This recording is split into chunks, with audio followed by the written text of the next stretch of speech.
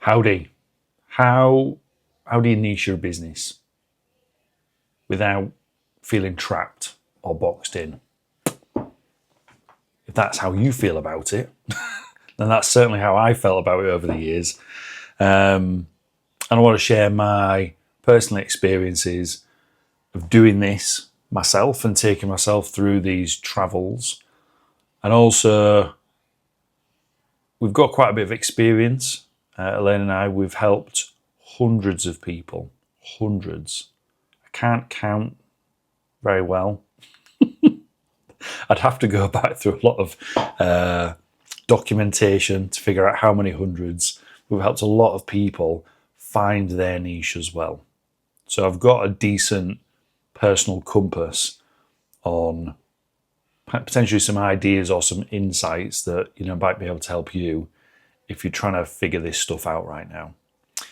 So let me share some of my own personal transitions and niches and industries and things of this nature. And then I'll share some personal philosophies, and then I'll maybe use some sort of client case study type things to, explain how we transition these people too.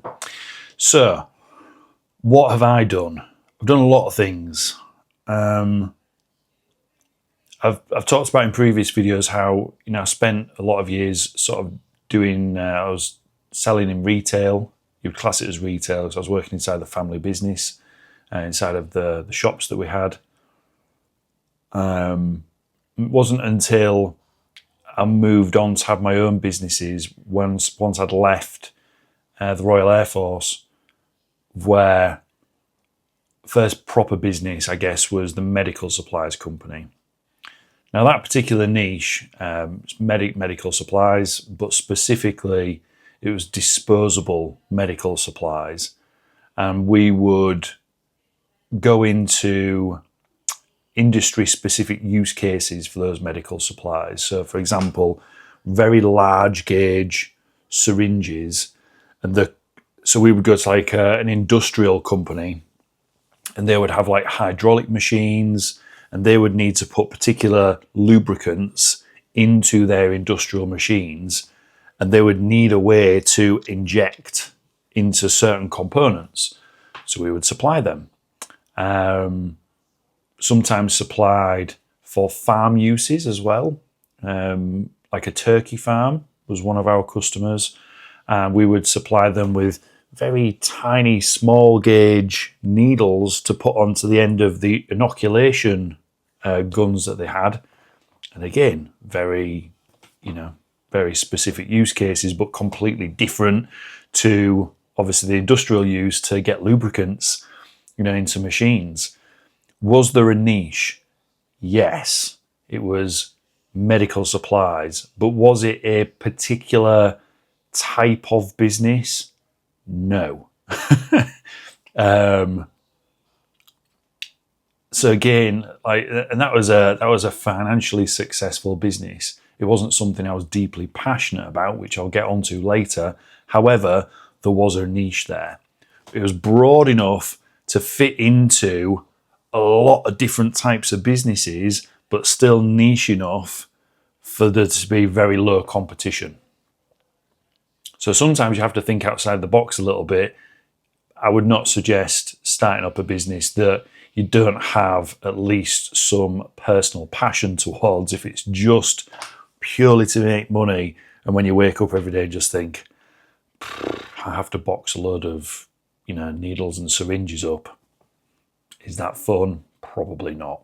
My personal philosophy is life's a little bit too short to be doing loads and loads of things that you don't love. So try and find the thing, and you've got to test, in order to do that. So that was one of the businesses. Now, a completely different business, many years down the line, we had a fitness business. The fitness business developed in sort of 2 or 3 different stages.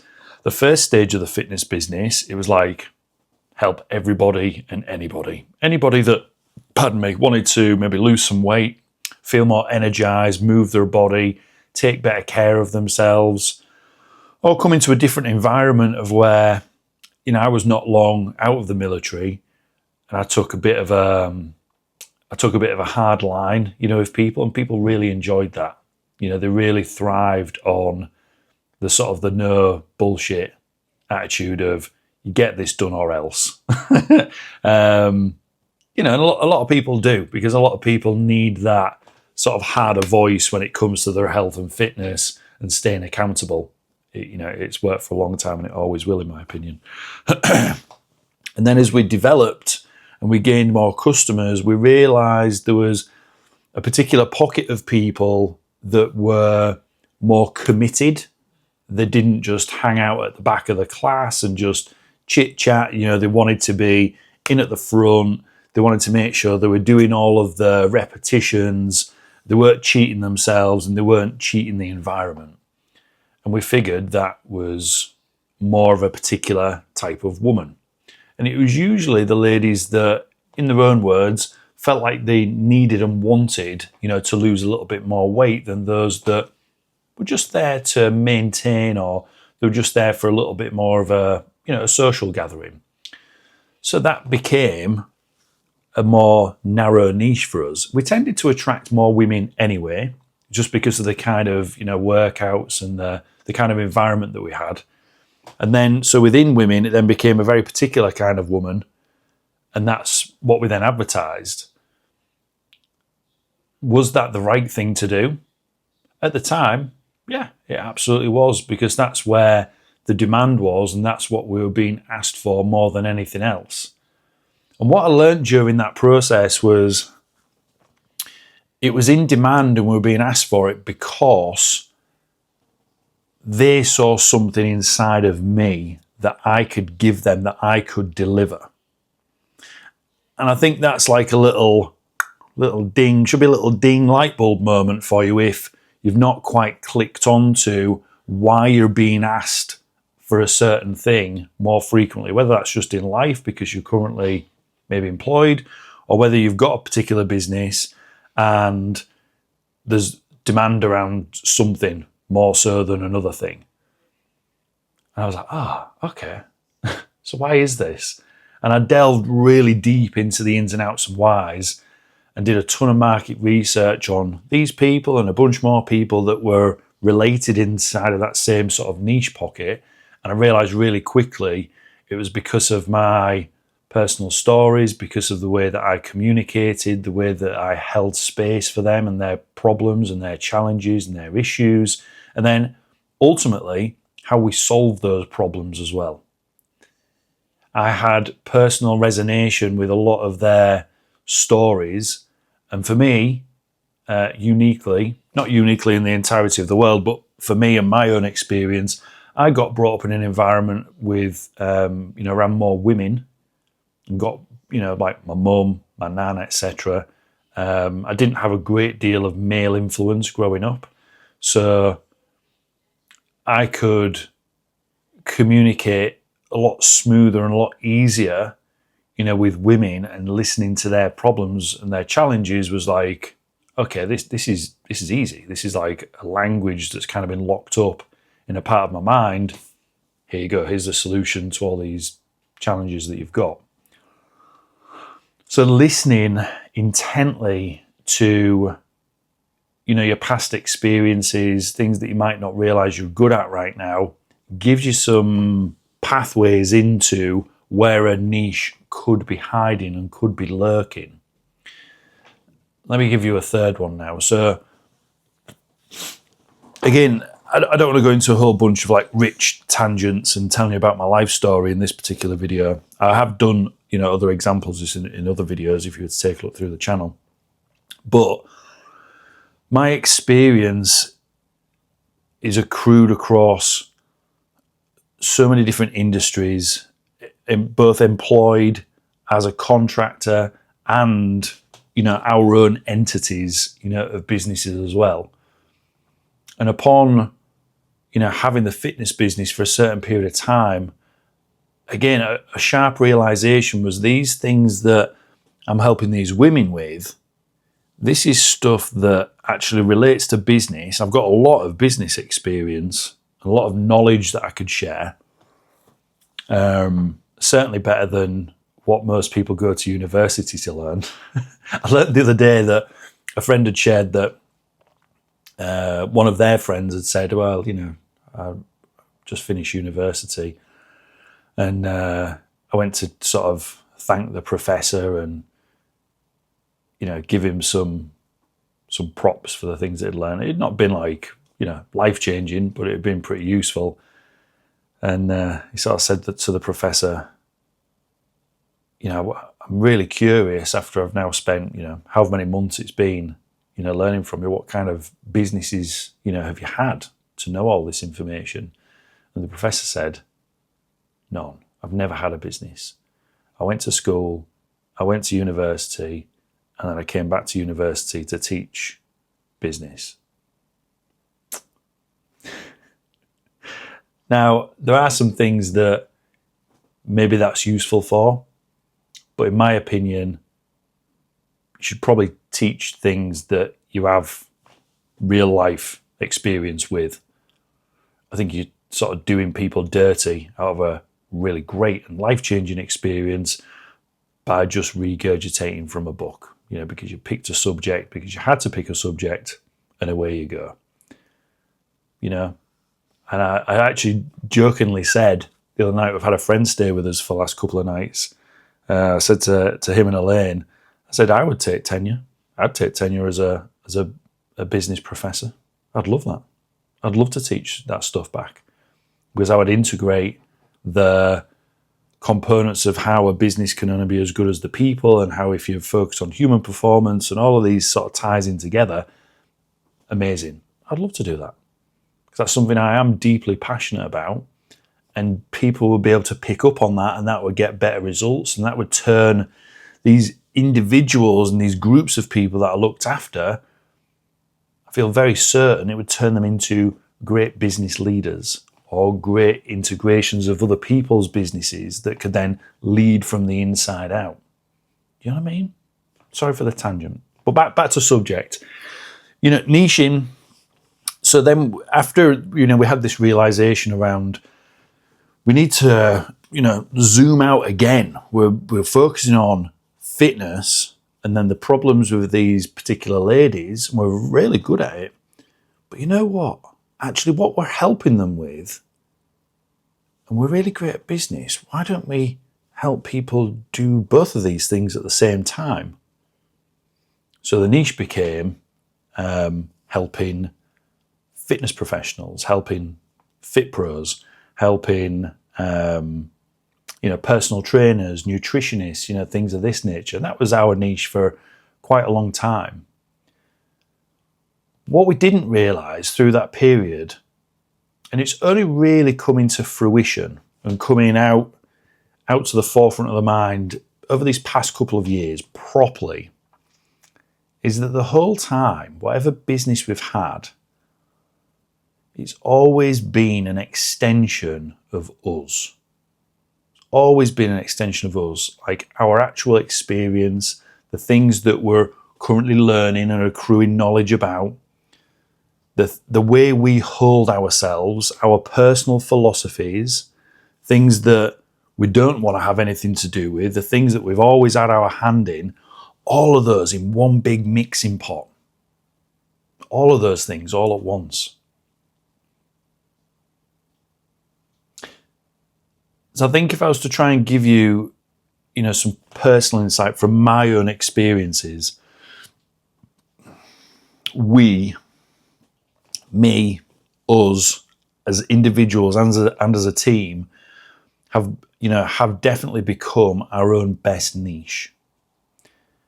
As in, the type of people we want to work with are very similar to us, but maybe just a few years back in terms of journey and progression.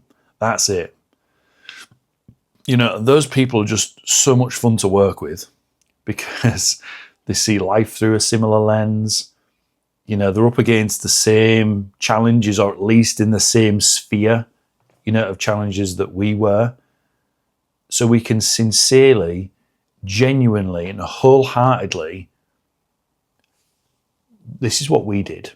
Now, I don't know what your life is exactly like, because you've got a few different scenarios that we've never experienced, but Here's how we've helped other people. Here's how we helped ourselves. Maybe there's a range of reference there for you, because you're going to be smart because you're working with us. Hopefully that's part of the magnetizing force as well. At least we'd like to think so. Maybe there's something in that range of reference there that you can take away for yourself. If you were to pick something, within that range, what do you think the biggest takeaway would be, and what could you change about current situation? Wow, that's really great. I never thought of it like that. Here's the thing that's really standing out. Okay, let's take that out. Let's push the other things to the side. Let's expand upon this and make it fit perfectly into your exact scenario. Magical. How easy is that in comparison to, I see a lot of niche advice. And one thing that was a trend, particularly in like the fitness industry, over the last sort of 5 to 7 years, is advice being given. Make sure you only ever pick. And I think I went through this same phase as well, actually. So I'm calling myself out here as well. This is good accountability and self-ownership.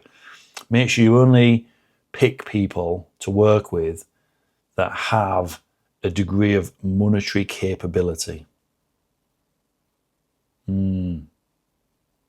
Is that the right thing to do? For some people it will be, because their aim in business will just purely to make money, and that's fine. That's a huge lever, and it has to be something that you factor in, when you're a business owner. However, money can be created from a mission that is just uncontrollably you become like a dog that's chasing a bone.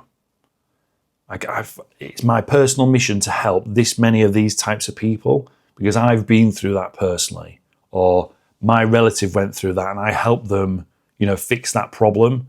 And now I've made it my personal mission to contribute towards helping these individuals. And I know there's only X amount of these people on the whole planet, or in this country, or in this county, or in this town.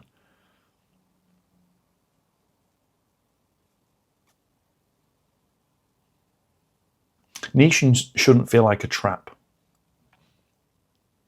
Here's a philosophy to think about when you're niching.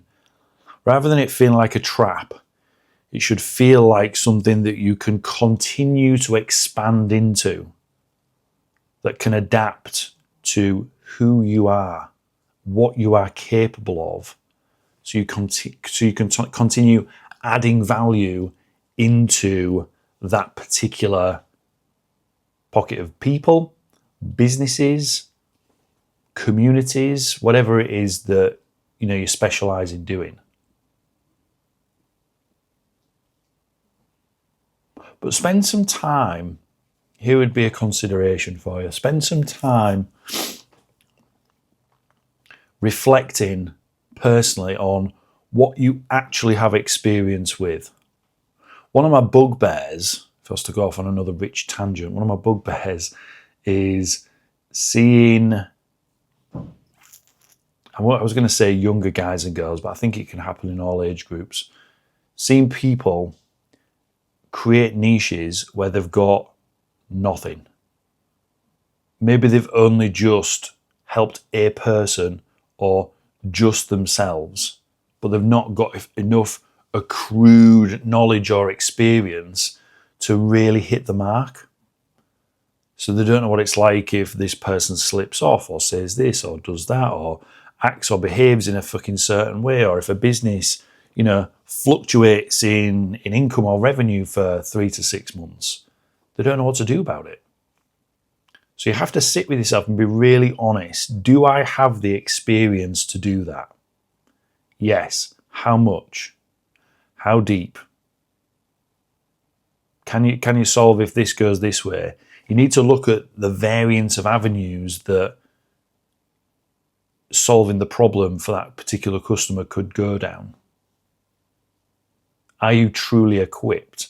If you're not, there's a few ways that you can equip yourself. You can go and learn that information, or you can go You can do free work for people.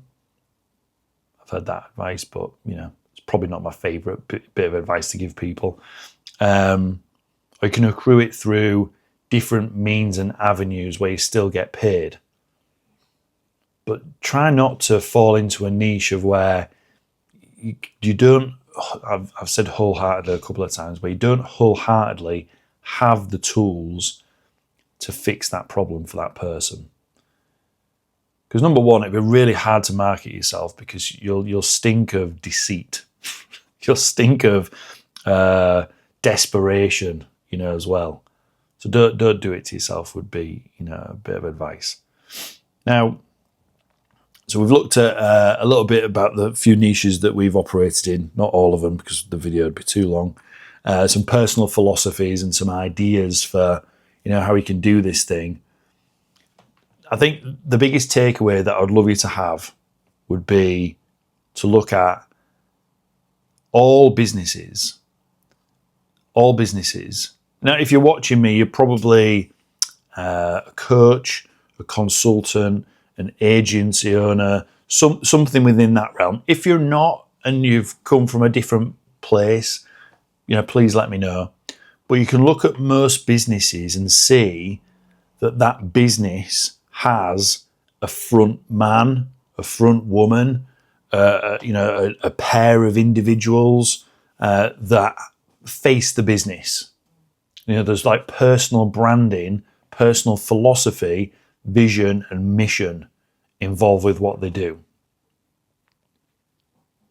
If you think about some of the wealthiest people on the planet, they still have, their name.com, TonyRobbins.com. Easy example. You might not like the bloke, but it's just an example. Grant Cardone. Again, you might not like the bloke, but, the empire is built around him and his name. Are they doing all of the work? Absolutely fucking not. They've got tons of employees. I think Tony Robbins, in fact, how much is he worth? Let's take a quick look. Tony Robbins net worth. This has been Googled a few times. Jesus, calm down, dog. Net worth, more than $7 billion. Billions and billions.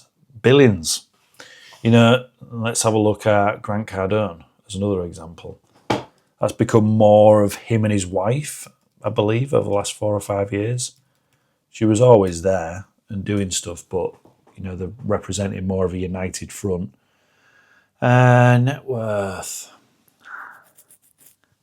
Grant Cardone on 7 billion net worth. Yeah, and that was a year ago, somewhere on YouTube. So somewhere in that region.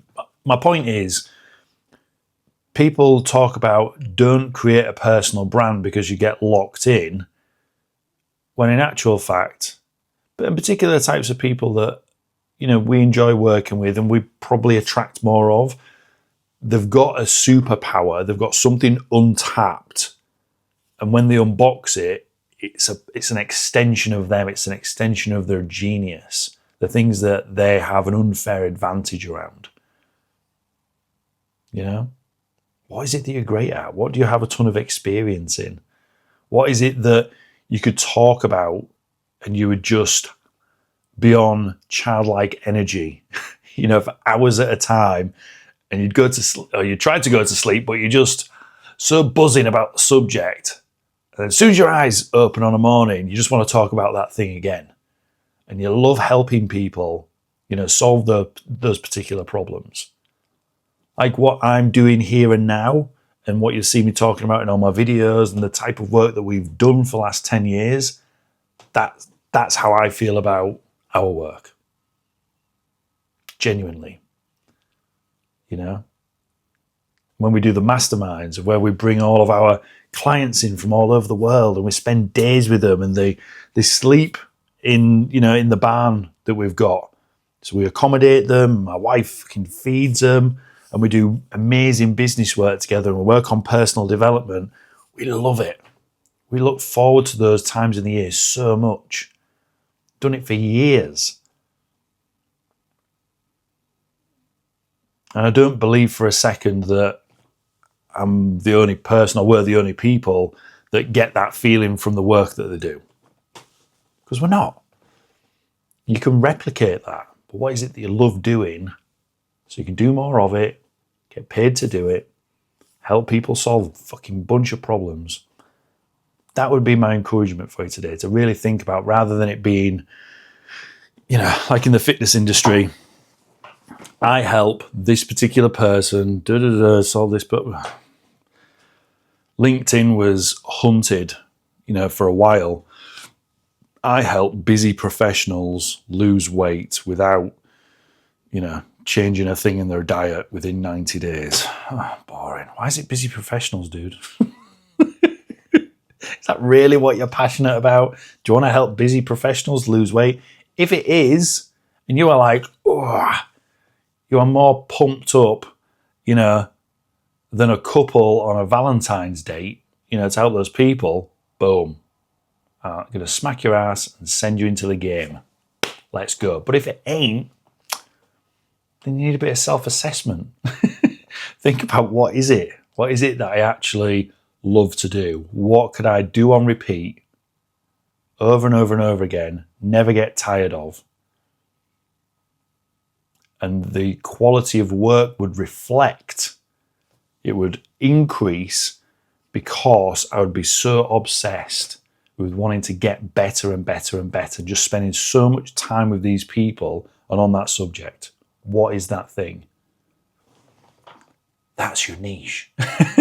That's the thing you should be doing. That's the thing you should be doubling down on, spending your time, money, and effort on leveraging.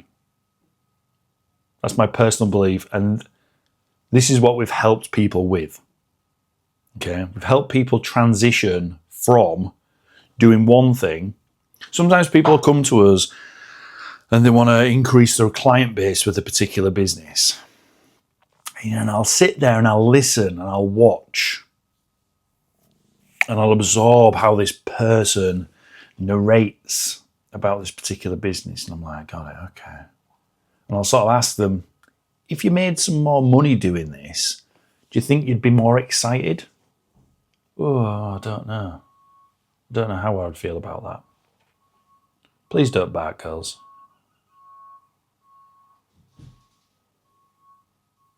The dogs might bark. No, they're not. I've lost my thought now. This is the nice thing about doing these in one take. I've got no notes here, by the way, either.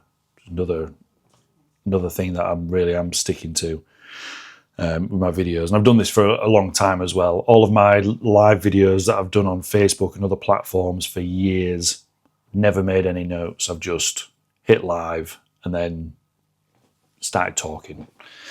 But yeah, I would sit with these people and we'd talk about, what they're currently doing, and ask them, if you made more money doing this, would that make you? Because right now I'm not picking up on a degree of excitement, not even a morsel of excitement.